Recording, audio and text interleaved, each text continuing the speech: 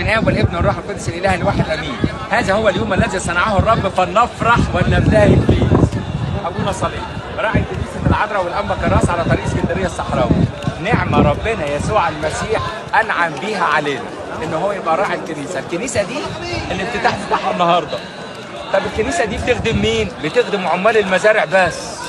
اصحاب المزارع ما بيجوش، اللي بيجي هنا عمال المزارع بس الفرحه عاليه قوي. المكان ده تحس انك لما تيجي تدخل في المكان ده كانك دخلت الملكوت بمثابه دخول الفردوس. يعني اللي جاهز واللي مستعد يجي لنا ويمشي على طول من هنا على الملكوت على طول.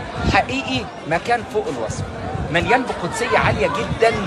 واكبر نعمه انعم عليها بينا ربنا بيها علينا انه ابونا صليب هو راعي الكنيسه دي.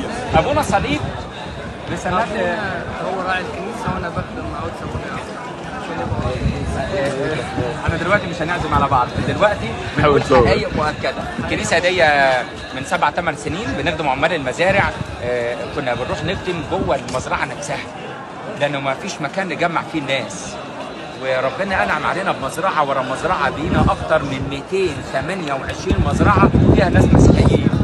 فرفعنا ايدينا لربنا وقلنا له يا رب عايزين مكان يلمنا. بنقعد نصلي تحت الشجره عند الناس، طب عايزين مكان نجمع فيه الناس.